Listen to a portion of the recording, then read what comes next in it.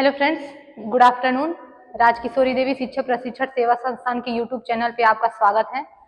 हम unit number first पढ़ चुके थे जिसमें introduction to disability unit first पढ़ चुके थे जिसमें हम 21 प्रकार की दिव्यांगता के बारे में पढ़े हैं, उसके बारे में विस्तृत वर्णन किए हैं, उसके कारण क्या है, उसके लक्षण क्या है, सबके बारे में हम पढ़ चुके हैं। आज हम पढ़ेंगे यूनिट नंबर 2। ठीक है, इसमें क्या है कि दिव्यांग बच्चों की शैक्षिक आवश्यकता, परिभाषा, प्रकार एवं विशेषताएं, यानी इंट्रोडक्शन टू डिसेबिलिटी, उसका क्या नीड्स क्या है, डिफिनीशन क्या है, इसके बारे में हम पढ़ेंगे। श्रवण बाधित यानी हेयरिंग एम्पेयरमेंट। श्रवण बाधित क्या है कि श्रवण दोष एक ऐसी अक्षमता है, श्रवण दोष एक ऐसी अक्षमता है जिससे प्रभावित व्यक्ति को सामान्य व्यक्ति की अपेक्षा सुनने समझने में कठिनाई का सामना करना पड़ता है। यानी कि श्रवण दोष एक ऐसा अक्षमता है जो सामान्य व्यक्ति की अपेक्षा उसको सुनने में, समझने में, बात को समझने में क्या होता है, कठिनाई महसूस होता है। अगला है कि इसका परिभाषा भारतीय पुनर्वास परिषद अधिनियम 1992 के अनुसार, यानी कि RCI rehabilitation counselling of India 1992 के अनुसार श्रवण दिव्यांगता का अर्थ बधिरता के साथ श्रवण क्षतिग्रस्तता है। यानी कि जो श्रवण दिव्यांगता है उसका अर्थ है बधिरता के साथ श्रवण क्षतिग्रस्तता, और अच्छे कान में 70 डेसिबल से अधिक अथवा दोनों कानों में पूर्ण श्रवण दोष होना ही श्रवण अक्षमता है। ठीक है, आगे कह रहा है कि योजना आयोग एवं दिव्यांगजन अधिकार 1995 के अनुसार वह व्यक्ति श्रवण बाधित कहा जाएगा जो 60 डेसिबल या उससे अधिक डेसिबल पर सुनने की क्षमता रखता है। यानी कि योजना आयोग एवं दिव्यांगजन अधिनियम 1995 के अनुसार 60 डेसिबल या उससे अधिक जो व्यक्ति सुनने की क्षमता रखता है वो श्रवण बधिरता में आएगा। और इसमें क्या है, RCI के अनुसार 70। ठीक है, ये हम याद रखेंगे कि RCI के अनुसार कितना है, 70 है। और ये योजना आयोग एवं दिव्यांगता जन अधिनियम 1995 के अनुसार 60 या उससे ऊपर। ठीक है, आगे कि श्रवण क्षतिग्रस्तता के प्रकार। श्रवण क्षतिग्रस्तता के कितने प्रकार हैं पढ़ेंगे। व्यक्ति में श्रवण ह्रास किसी भी समय व किसी भी उम्र में हो सकता है। सही बात है, व्यक्ति में जो श्रवण ह्रास होता है वो किसी भी समय हो सकता है, अचानक हो सकता है, जन्म के बाद हो सकता है, जन्म से पहले हो सकता है, किसी भी समय हो सकता है, या किसी भी उम्र में हो सकता है।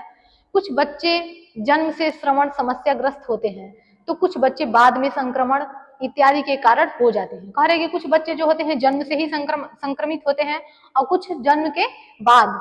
कभी कभी चोट, दुर्घटना व अन्य वातावरणीय कारण से अधिक उम्र में भी व्यक्ति श्रवण ह्रास का शिकार हो जाता है।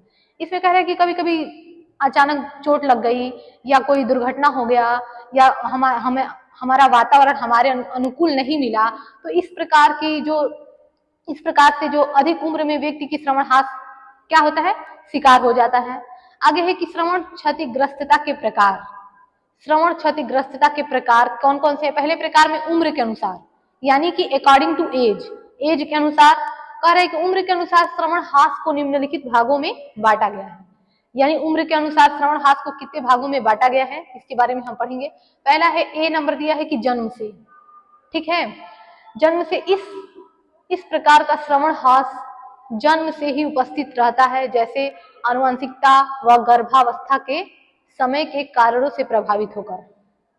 अगला है कि जन्म के बाद किसी समय, यानी कि जन्म के बाद किसी भी समय किसी प्रकार का श्रवण ह्रास जन्म लेने के बाद से लेकर के बुढ़ापे तक किसी भी कारण से हो सकता है। यह 2 प्रकार के होते हैं। यह कितने प्रकार के होते हैं, 2 प्रकार के होते हैं। पहला है कि भाषा सीखने से पहले और दूसरा है कि भाषा सीखने के बाद।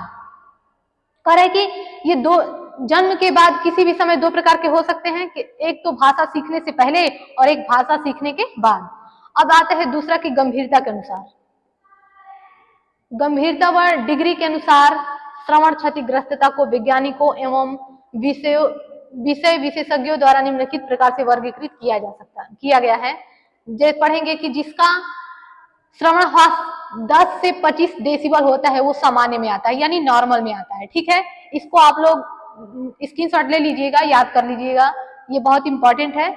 10 से 25 डेसिबल सामान्य में आएगा और 26 से 40 डेसिबल अति अल्प यानी माइल्ड में आएगा।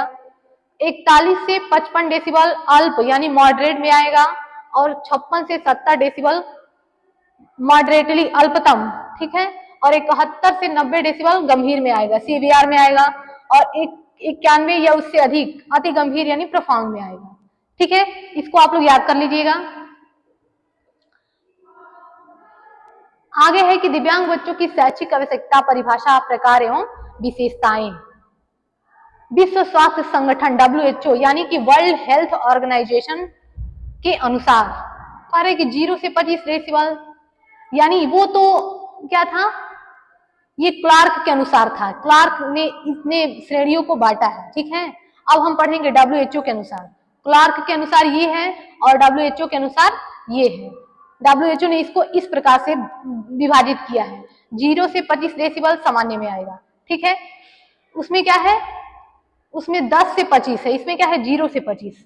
0 से 25 किस में आएगा, सामान्य में आएगा WHO के अनुसार, यानी वर्ल्ड हेल्थ ऑर्गेनाइजेशन, विश्व स्वास्थ्य संगठन के अनुसार 0 से 25 डेसिबल किस में आएगा, नॉर्मल में आएगा। 26 से 40 किस में आएगा, माइल्ड में आएगा। 41 से 55 मॉडरेट में आएगा। 56 से 70 मॉडरेटली में आएगा। 71 से 90 किस में आएगा, सीवियर में आएगा, गंभीर में आएगा। 91 या उससे अधिक अति गंभीर यानी प्रोफाउंड। अब अगला है कि प्रकार के अनुसार, यानी कि types of according two types, ठीक है। प्रकार के अनुसार मुख्यतः तीन प्रकार में वर्गीकृत किया गया है। इसको 3 प्रकार में वर्गीकृत किया गया है श्रवण हास को। पहला है चलित श्रवण हास। श्रवण हास को 3 भागों में बांटा गया है, जिसमें है कि चलित श्रवण हास, जब बोन कंडक्शन का थ्रेशोल्ड सामान्य हो और एयर कंडक्शन का थ्रेशोल्ड असामान्य हो तो दोनों के बीच की दूरी 10 डेसिबल से अधिक हो, तब इसे हम चालित श्रवण क्षति कहते हैं। यानी कह रहे हैं कि जब बोन कंडक्शन और एयर कंडक्शन के सामान्य और असामान्य के बीच 10 डेसिबल की से अधिक अगर दूरी होता है तो उसको हम क्या बोलते हैं, चालित श्रवण क्षति कहते हैं। अगला है कि संवेदीय श्रवण क्षति, जब एयर कंडक्शन और बोन कंडक्शन दोनों असामान्य, जब एयर कंडक्शन और बोन कंडक्शन दोनों क्या होता है, असामान्य होता है, तब उनके बीच की दूरी 10 डेसिबल से कम, उसमें देखिए अधिक, इसमें क्या दिया है कि जब अधिक होता है और इसमें कम होता है तब स्थिति संवेदीय श्रवण क्षति कहलाती है, ठीक है। इसमें क्या दिया है, पहला सामान्य और दूसरा असामान्य, यानी कि बोन कंडीशनर सामान्य होगा और एयर कंडीशनर असामान्य होगा। लेकिन इसमें दिया है कि दोनों एयर कंडीशन और बोन कंडीशन दोनों क्या होगा, असामान्य होगा और दोनों के बीच 10 डेसिबल से कम दूरी होगी, तो वो संवेदीय श्रवण क्षति में आएगा, ठीक है। अगला है कि मिश्रित श्रवण क्षति, जब एयर कंडक्शन और बोन कंडक्शन दोनों असामान्य तथा उनके बीच की दूरी 10 डेसिबल से अधिक हो तो हम इसे मिश्रित श्रवण क्षति कहते हैं, ठीक है। आगे हम पढ़ेंगे कि कैरेक्टराइज्ड ऑफ हियरिंग इम्पेयरमेंट, इनकी हेयरिंग इम्पेयरमेंट की विशेषताएं क्या है, ठीक है, इसके बारे में पढ़ेंगे। आसानी से सुनने में कठिनाई होती है, यानी कि उनको कोई भी बात हम सामान्य इंसान की अपेक्षा मतलब आसानी से सुनने में क्या होगी, कठिनाई महसूस होगी। दूसरा है कि आसानी से किसी भी बात को समझने में कठिनाई होना, किसी बात को कह देने पे सामान्य लोग क्या करते हैं, क्या आसानी से समझ लेते हैं। लेकिन जिनको हेयरिंग इम्पेयरमेंट, जिनको श्रवण हास होगा, वो कोई भी बात समझने में दिक्कत महसूस होगा। अगला है कि वे स्पष्ट रूप से अपनी भावनाओं, विचारों और आवश्यकताओं को व्यक्त नहीं कर पाते हैं। जाहिर सी बात है कि जब वो व्यक्ति आपकी बातों को समझेगा ही नहीं, सुनेगा ही नहीं, तो अपनी भावनाओं को आपके सामने नहीं रख पाएगा। वो क्या चाहता है, उसका मन क्या कह रहा है, उसे क्या चाहिए, वो अपनी अभिव्यक्ति को आपके सामने नहीं रख पाएगा। अगला है कि वे उन नए कौशलों को नहीं सीख पाते हैं जिसे दूसरों को करते देखते हैं। कह रहे हैं कि जैसे हम क्या है, किसी और को कुछ करते देखेंगे तो सीख लेते हैं। सामान्य लोग क्या करते हैं, साइकिल चलाना सीखते हैं तो कोशिश करने लगते हैं साइकिल चलाने की, लेकिन ये इसमें क्या होता है कि वो नए कौशलों को नहीं सीख पाते हैं, कोशिश भी करते हैं तो भी नहीं सीख पाते हैं। जिसे दूसरों को करते देखते हैं वो कौशल उन्हें सीखना नहीं आता है। अगला है कि श्रवण क्षतिग्रस्त होने के कारण श्रवण बधिर बच्चे अपने उम्र के बच्चों के साथ समायोजन नहीं कर पाते हैं। कह रहा है कि समाज में जब दो हम उम्र के जो बच्चे होते हैं तो उसमें अगर श्रवण हास होगा तो वो अपने उम्र के बच्चों के साथ समायोजन नहीं कर पाएगा। समायोजन करने का मतलब है कि अपने समाज में अपने आप को उस तरह ढाल नहीं पाएगा, समायोजित नहीं कर पाएगा, ठीक है।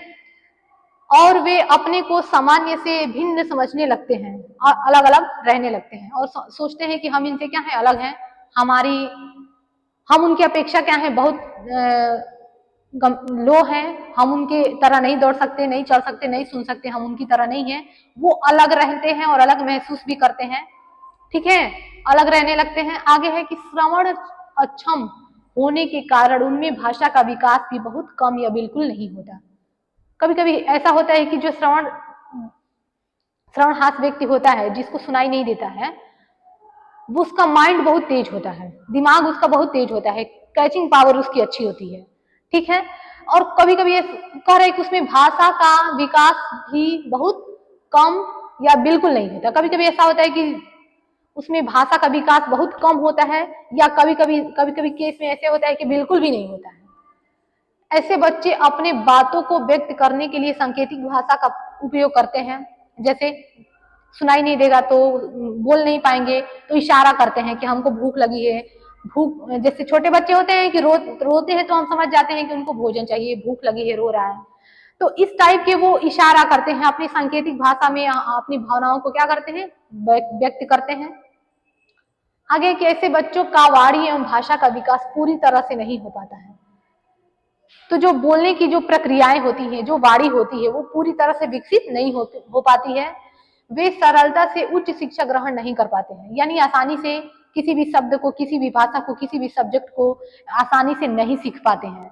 और सामान्य लोग क्या करते हैं, किसी भी सवाल को, किसी भी मैथ को, किसी भी बात को आसानी से समझ लेते हैं, लेकिन इनको समझने में दिक्कतें होती हैं, कठिनाई होती है। आगे है कि इन बच्चों में सामान्य बच्चों की अपेक्षा शैक्षिक उपलब्धि कम होती है। आगे है कि इनके लिए श्रवण यंत्र का उपयोग जरूरी होता है, और जो श्रवणहास व्यक्ति हैं उनको श्रवण यंत्र जरूरी है, तभी तो वो कुछ सुनेंगे, सीखेंगे।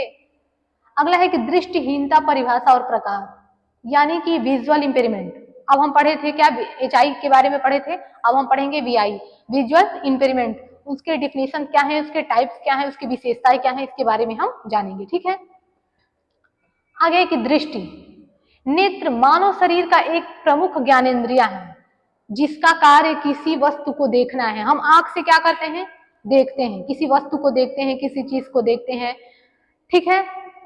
दृष्टि बधिरता और उसकी परिभाषा, शैक्षिक दृष्टि से पहला है उसका परिभाषा में, दृष्टिहीनता एक ऐसा दृष्टि विकार है जिसके परिणाम स्वरूप दृश्य सामग्री के उपयोग से शिक्षण आंशिक रूप से भी संभव न हो सके।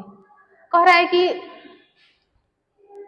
कि दृष्टिहीनता एक ऐसा दृष्टि विकार है, कह रहे कि जिसके परिणाम स्वरूप दृश्य सामग्री के उपयोग से शिक्षण आंशिक रूप से भी संभव न हो सकता है। यानी कि जो चीज हम देखेंगे ही नहीं, उसके बारे में हम जानेंगे कैसे, उसके बारे में हम सीखेंगे कैसे, ठीक है। आगे कह रहा है कि चिकित्सकीय विधि से दृष्टिहीनता की परिभाषा दृष्टि तीक्ष्णता, विजुअल एक्चुअलिटी और देखने के लिए फील्ड ऑफ विजन पर आधारित है। इसको निम्नलिखित दो प्रकार से परिभाषित किया जा सकता है। पहला, दृष्टि तीक्ष्णता के आधार पर सभी प्रकार के उपाय करने के बाद व्यक्ति किसी वस्तु को 20 फीट की दूरी पर नहीं देख पाता है। यानी कि आप कितना भी उपाय कर लीजिए, व्यक्ति 20 फीट की दूरी से ज्यादा नहीं देख पाएगा, जबकि सामान्य व्यक्ति उस वस्तु को 200 फीट की दूरी पर देखता है, तो उस व्यक्ति की दृष्टिहीनता कहा जाएगा। जब कह रहा है कि दृष्टि तीक्ष्णता के आधार पर, यानी कि जब कोई भी व्यक्ति है जब 20 फीट की दूरी पे किसी वस्तु को वो नहीं देख पा रहा है, देखने में कठिनाई हो रही है, उसको क्या है, उसको दृष्टि अक्षम है, ठीक है। वो व्यक्ति क्या है, दृष्टि अक्षम है, जबकि सामान्य व्यक्ति उसी 20 फीट की वो दूरी पर नहीं देख पा रहा है, जबकि सामान्य व्यक्ति 200 फीट की दूरी पर उसी वस्तु को साफ देख लेता है, ठीक है। तो उस व्यक्ति की दृष्टिहीनता कहा जाएगा। और किस व्यक्ति को कहा जाएगा, जिसको ये 20 फीट की दूरी पर दिखाई नहीं दे रहा है। यह प्रदर्शित करता है कि व्यक्ति वस्तु को किस किस दूरी तक देख सकता है। ठीक है, देखने के क्षेत्र के आधार पर, अब देखने के क्षेत्र के आधार पर हम उसको बांट सकते हैं। जैसे दृष्टि विकृत व्यक्ति के देखने के क्षेत्र का व्यास 20 डिग्री से अधिक नहीं होनी चाहिए तथा उसकी दृष्टि तीक्ष्णता 20/200 से अधिक अच्छा होना चाहिए। ठीक है, आगे है दृष्टिहीनता के प्रकार, टाइप्स ऑफ विजुअल इंपेयरमेंट। ठीक है, टाइप्स ऑफ विजुअल इंपेयरमेंट यानी दृष्टिहीनता का प्रकार। पहला है कि दृष्टिहीनता मुख्य रूप से 2 प्रकार की होती है, पूर्णतः दृष्टि दोष और आंशिक दृष्टि दोष। कह रहा है कि दृष्टिहीनता मुख्यतः 2 प्रकार की होती है। पहला है कि पूर्णतः दृष्टि दोष जिसको हम ब्लाइंडनेस कहते हैं। ठीक है, और आंशिक दृष्टि दोष जिसको हम लो विजन कहते हैं। इसमें कह रहा है कि इस प्रकार की दृष्टि बाधित बच्चों को पूर्ण रूप से अर्थात कुछ भी नहीं देख सकते हैं, पूर्ण रूप से दृष्टि बाधित होते हैं, यानी पूरी तरह से क्या होते हैं, अंधे होते हैं, उन्हें कुछ भी नहीं दिखाई देता है, थोड़ा भी नहीं दिखाई देता है, तो उसको हम क्या बोलते हैं, ब्लाइंडनेस, यानी कि पूर्णतः दृष्टि बाधितता, उनको थोड़ा भी नहीं दिखाई देता है। जबकि आंशिक दृष्टि दोष में क्या होता है कि इस तरह के दृष्टि बाधित बच्चे पूर्ण रूप से दृष्टि बाधित नहीं होते हैं, उन्हें कुछ समस्याएं होती हैं पर इन्हें देखने में परेशानी होती है, देखने में परेशानी होती है पर ये थोड़ा थोड़ा देख सकते हैं। यह निम्नलिखित प्रकार के होते हैं। अब इनके बारे में हम पढ़ेंगे। पहला है कि निकट दृष्टि दोष, अगला है दूर दृष्टि दोष। ठीक है, निकट दृष्टि दोष में कह रहे हैं कि दोष युक्त नेत्र द्वारा मनुष्य को पास की वस्तुएं तो स्पष्ट दिखाई देती हैं, परंतु एक निश्चित दूरी से आगे की वस्तुएं स्पष्ट दिखाई नहीं देती हैं। यानी कि निकट दृष्टि दोष में देखिए क्या हो रहा है कि इस निकट दृष्टि दोष में मनुष्य की पास की वस्तुएं, निकट दृष्टि दोष है, पास की वस्तुएं स्पष्ट दिखाई नहीं देती हैं। ठीक है, परंतु एक निश्चित दूरी पर आगे की वस्तुएं स्पष्ट दिखाई देती हैं। निकट दृष्टि दोष में पास रखी वस्तुएं स्पष्ट रूप से दिखाई नहीं दे रही हैं, लेकिन कुछ दूरी पे अगर वही सामान रखा हुआ है तो वो थोड़ा देख पा रहा है। ठीक है, अब हम पढ़ेंगे कि दूर दृष्टि दोष क्या है। इसमें क्या होता है कि इससे युक्त नेत्र मनुष्य को दूर की वस्तुएं तो स्पष्ट दिखाई देती हैं। इसमें दूर दृष्टि दोष में दूर की वस्तुएं स्पष्ट दिखाई दे रही हैं, परंतु पास की वस्तुएं स्पष्ट रूप से दिखाई नहीं दे रही है। जैसे मनुष्य को दूर की वस्तुएं तो स्पष्ट दिखाई देती है, परंतु निकट बिंदु 25 सेंटीमीटर से अधिक दूर हो जाती हैं। अब आता है अगला कि जरा दृष्टि दोष। जरा दृष्टि दोष में कुछ व्यक्तियों में निकट दृष्टि व दूर दृष्टि दोष दोनों एक साथ होते हैं। कह रहे हैं कि कुछ व्यक्तियों में क्या होता है कि निकट दृष्टि दोष और दूर दृष्टि दोष दोनों एक साथ होते हैं, तो उसको क्या बोलते हैं, जरा दृष्टि दोष। यानी कि किसी व्यक्ति में निकट दृष्टि दोष भी है और दूर दृष्टि दोष भी है, तो उसको हम क्या बोलेंगे, जरा दृष्टि दोष। कुछ व्यक्तियों में निकट दृष्टि व दूर दृष्टि दोष दोनों एक साथ होते हैं, उन्हें जरा दूरदर्शिता कहते हैं। अगला है कि अबिंदुता। यह दोष गोलीय विपतन की तरह होता है। इस दोष के कारण क्षितिज दिशा में अर्थात ऊर्ध्व दिशा में वस्तु धुंधली दिखाई देती है। अब आता है कि वड़ाधार दृष्टि दोष अथवा वड़ांधता। ठीक है, इसमें करें कि मानव नेत्र के दृष्टि पटल यानी कि रेटिना पर 2 प्रकार की संवेदनशील तंत्रिकाएं जो क्रमशः छड़ और शंकु आकार की होती हैं। आप लोग आंख की संरचना देखिएगा। रेटिना के कह रहे हैं कि 2 प्रकार की, रेटिना पर 2 प्रकार की संवेदनशील तंत्रिकाएं होती हैं जो क्रमशः छड़ और शंकु आकार की होती हैं। जहां छड़ तंत्रिका प्रकाश की तीव्रता के प्रत्येक संवेदनशील होती हैं, वही शंकु तंत्रिकाएं प्रकाश के रंग के प्रति संवेदनशील होता है। मनुष्य नेत्र द्वारा विभिन्न रंगों की पहचान एवं शंकु आकार की तंत्रिकाओं के द्वारा ही होती है। यदि मनुष्य की रेटिना पर शंकु तंत्रिकाओं की कमी हो जाती है तो उसमें कोई दोष उत्पन्न हो जाता है, तो रंगों में विभेद कर पाने में अक्षमता हो जाती है और इस रोग के वड़ाधार दृष्टि दोष अथवा वड़ांधता कहते हैं। यानी उसमें रंगों की पहचान करना नहीं आता है। रेड है तो उसको कोई और कलर बताएगा, लाल पीला हरा नीला, यानी रंगों की पहचान करना नहीं आता है, रंगों की पहचान करने में कठिनाई होती है। ठीक है, आगे पढ़ेंगे। दृष्टिहीनता के लक्षण।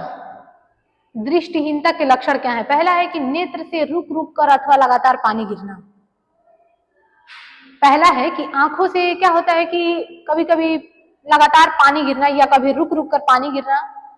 नेत्र का लाल हो जाना, आंख का लाल हो जाना, नेत्र की असामान्य गति यानी कि बार बार पलकें झपकाना, कभी आंखें बंद कर लेना दर्द की वजह से, देखने में कठिनाई होना, किसी वस्तु पर नजर न टिकना यानी कि किसी वस्तु को देर तक नजर न टिकाए पाना, बार बार पलकें झपकाना। आगे है कि छोटी लिखावट पढ़ने में कठिनाई, बहुत छोटा छोटा लिखावट है तो हम सामान्य लोग क्या करते हैं कि फिर भी पढ़ लेते हैं, लेकिन अगर उस तरह की दृष्टि दोष है तो पढ़ने में बहुत ही कठिनाई होगी, आंख एकदम दर्द करने लगेगा। या आंख में संक्रमण का शिकायत करना, दोनों आंखों की समायोजन की समस्या एवं देखने में केवल एक आंख का उपयोग करना, जैसे जैसे किसी वस्तु को हम अपनी दोनों आंखों से किसी एक चीज पे क्या करते हैं, केंद्र बना लेते हैं, लेकिन वो अपनी दोनों आंखों का समन्वय नहीं कर पाते हैं। किसी एक आंख कहीं और देख रहा है तो एक आंख मतलब वहां नहीं टिक रहा है, ठीक है, या एक आंख से दिखाई नहीं दे रहा है, तो दोनों आंखों में समन्वय नहीं बना पाते हैं, समायोजन नहीं बना पाते हैं। अगला है कि जो बच्चे दृष्टि या प्रकाश के प्रति अपनी अनुक्रिया नहीं प्रदर्शित करते हैं। अगला है कि नेत्रहीन बच्चों का भाषा विकास सही प्रकार से नहीं होती है। अगला है कि वस्तु को या पुस्तक को आंख के एकदम पास रखता है। इसमें क्या होता है कि किसी भी वस्तु को क्या करता है, आंखों के एकदम पास रखता है, ठीक है, आंखों के एकदम पास रखता है। श्यामपट से नकल करने के लिए साथियों की कॉपी से नकल करता है, यानी कि वो श्यामपट पे अगर कुछ लिख दिया जाए तो वो श्यामपट पे से नहीं लिखेगा, अपने आसपास के जो बच्चे हैं उनकी कॉपी लेकर के वो लिखेगा।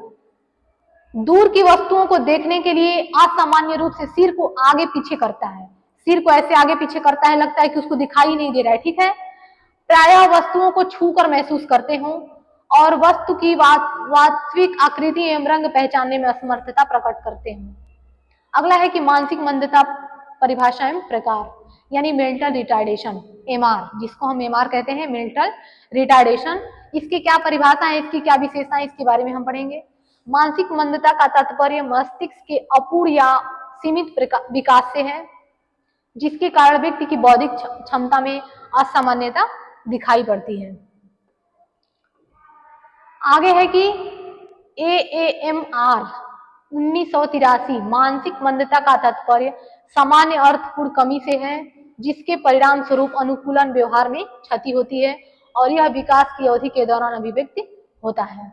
अगला है कि AAMR मेंटल रिटार्डेशन 2002, मानसिक मंदता एक अक्षमता है जिसमें बौद्धिक क्रियात्मकता एवं अनुकूलन व्यवहार सीमित हो जाते हैं, जो वैचारिक, सामाजिक और व्यवहारिक कौशलों में प्रदर्शित होती है। यह अक्षमता 18 वर्ष से पूर्व प्रकट होती है, ठीक है। आगे मेंटल रिटार्डेशन, यह एक ऐसी अवस्था है जिसे बदला नहीं जा सकता, जिसमें थोड़ा सा सुधार किया जा सकता है, यानी कि जो मेंटल रिटार्डेशन, इसका इलाज पूरी तरह से नहीं हो सकता, थोड़ा सा इसमें चेंजेस जरूर किया जा सकता है, लेकिन थोड़ा सा इसमें सुधार किया जा सकता है, लेकिन बदल नहीं सकते। ये अवस्था 0 से 18 साल के बीच हो सकती है। टाइप्स ऑफ मेंटल रिटार्डेशन, ठीक है, इसमें कितने भागों में बांटा है, there are 3 types of mental retardation. इसको 3 भागों में बांटा है। पहला एजुकेशन, साइकोलॉजिकल और मेडिकल, यानी कि शैक्षिक, मनोवैज्ञानिक और चिकित्सकीय, 3 भागों में इसको क्या किया है, बांटा है। मेंटल रिटार्डेशन को 3 भागों में बांटा है। पहला है एजुकेशनल, दूसरा है साइकोलॉजिकल और तीसरा है मेडिकल, यानी शैक्षिक, मनोवैज्ञानिक और चिकित्सकीय। आगे हम देखेंगे मनोवैज्ञानिक, इनके अनुसार माइल्ड कितना है, 50 से 69, मॉडरेट कितना है, 35 से 49, सीवियर कितना है, 20 से 34, और प्रोफाउंड यानी कि बिलो कितना है, 20 से नीचे।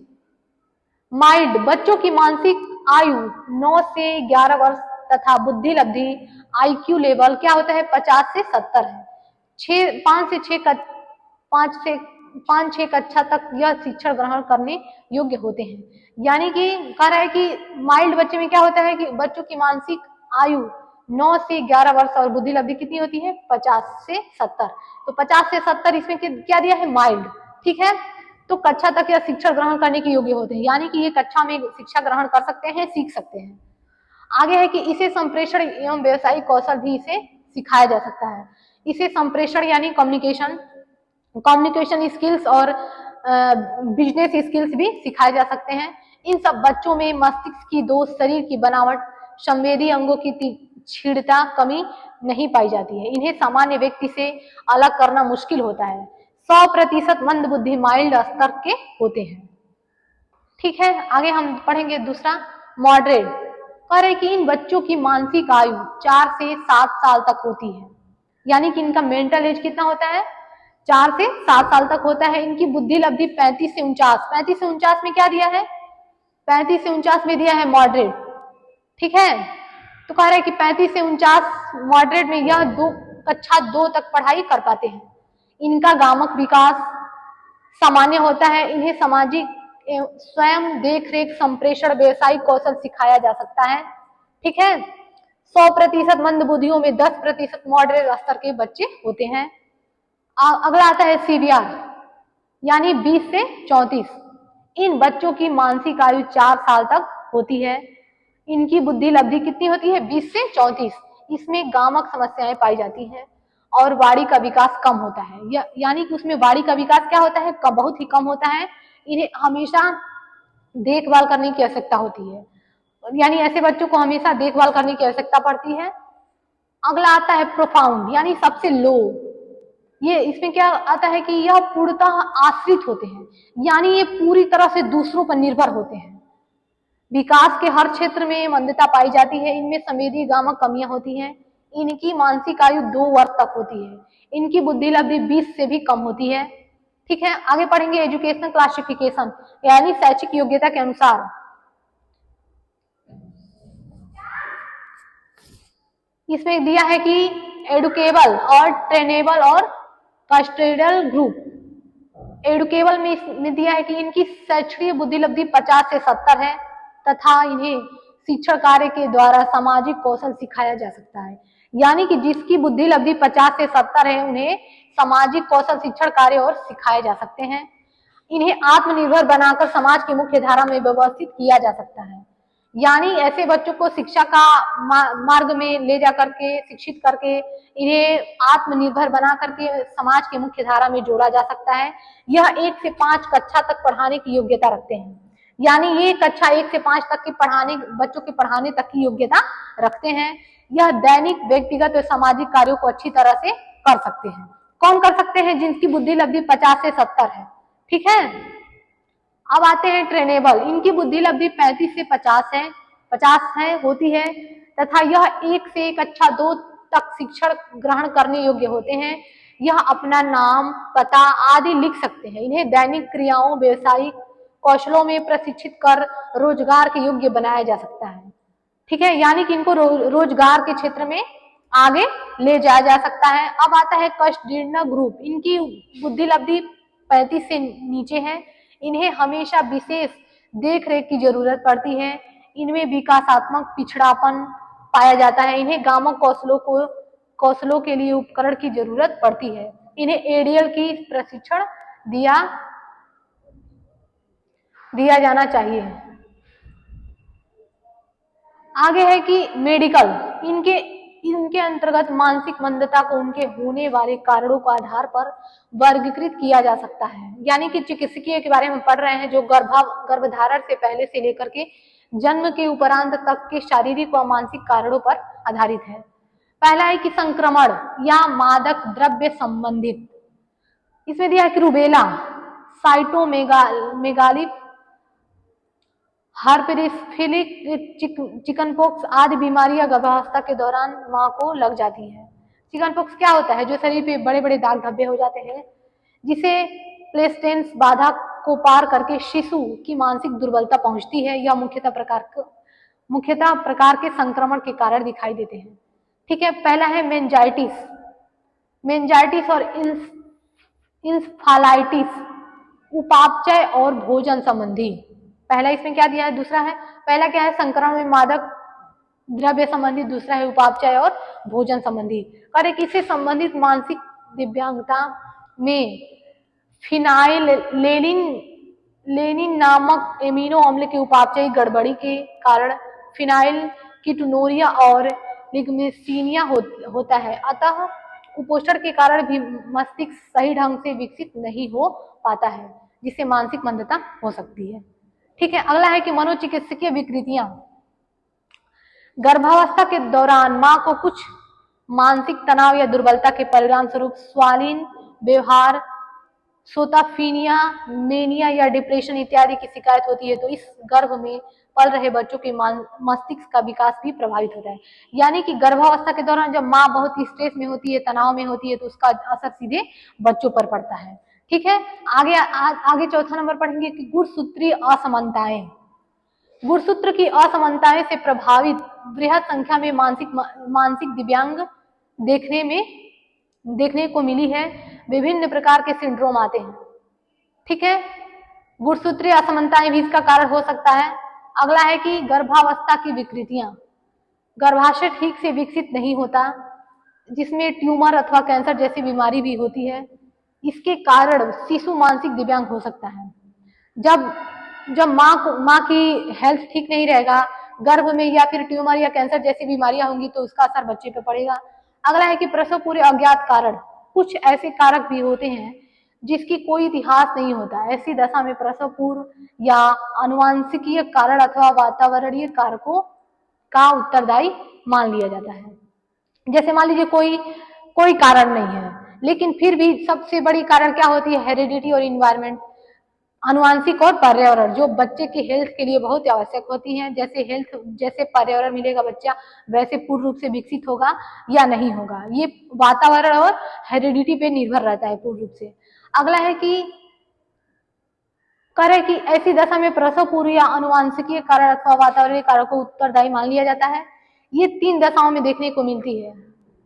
ठीक है, 3 दशाओं में कौन सा? पहला है कि माइक्रोसेफेलिस, दूसरा है कि हाइड्रोफेलिस और चौथा है एर्टिस सिंड्रोम। अगला पढ़ेंगे कि मस्तिष्क की बीमारियां, ब्रेन ट्यूमर एवं अन्य मस्तिष्कीय बीमारियों से मस्तिष्क के विकास का ह्रास होता है और बच्चा मानसिक दिव्यांग हो जाता है। ठीक है, अगला है कि मानसिक एवं शारीरिक कारक। जो मानसिक और शारीरिक कारक है, इसमें क्या है कि इस अवस्था में जन्म के पहले, जन्म के समय या जन्म के बाद, यानी जन्म के पहले, जन्म के समय या जन्म के बाद, इसमें अनेक कारक आवश्यक होते हैं, जिनमें अनेक कारक काम आते हैं। जैसे चोट, विकिरण, एनीमिया। एनीमिया क्या होता है? जिसमें ब्लड की कमी हो जाती है। प्लेसेंटा एवं असमानताएं, अंतःस्रावी ग्रंथियां एवं मानसिक तनाव में मस्तिष्क की कोशिका की क्षतिग्रस्तता इत्यादि, इनमें मानसिक क्रियाओं के साथ ही शारीरिक क्रियाओं पर भी प्रभाव पड़ता है।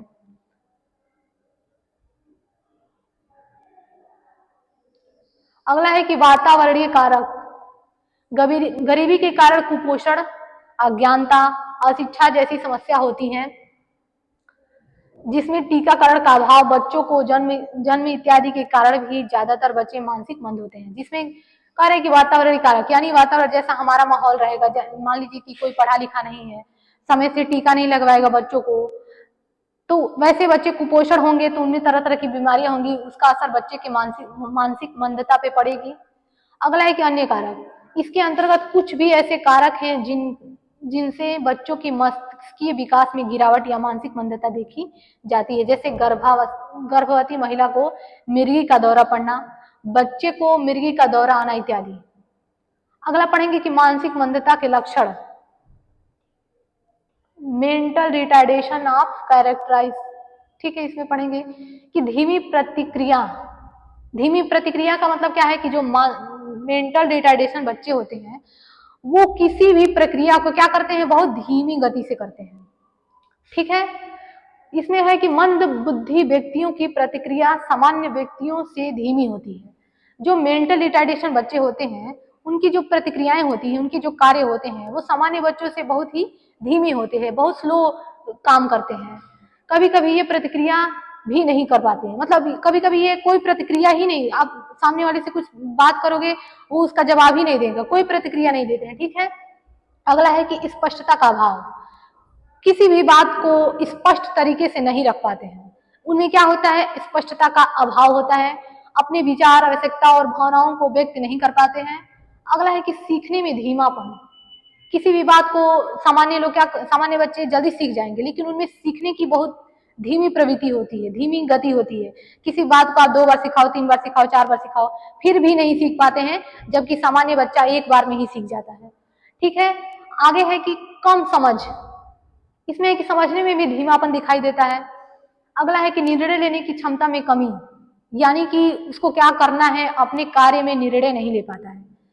ठीक है, कह रहे हैं कि मंद बुद्धि व्यक्ति या तो निर्णय नहीं ले पाते या निर्णय लेने में अधिक विलंब करते हैं। कोई काम को कहे कि हाँ तुम्हें करना है नहीं करना है, तो वो सोचने लगेगा क्या कहें, करे करे ना करे, करे ना करे, निर्णय लेना मतलब ले ही नहीं पाता है कि क्या करे ना करे। ठीक है, एकाग्रता का अभाव, और वो एकाग्र भी नहीं रहता है, हमेशा चंचल स्वभाव का रहेगा, कभी इधर कभी उधर।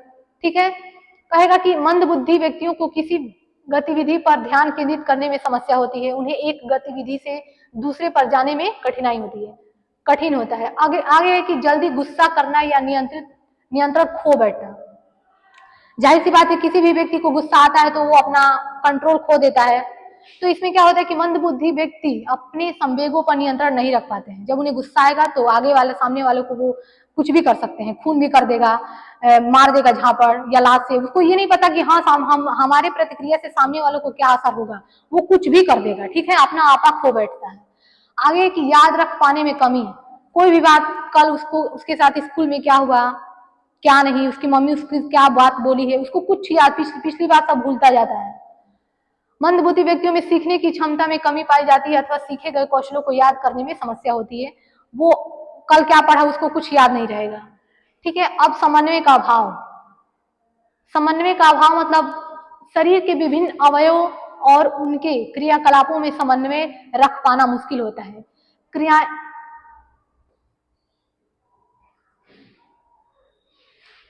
चलिए ठीक है, अब हम यहाँ से कल पढ़ेंगे। धन्यवाद।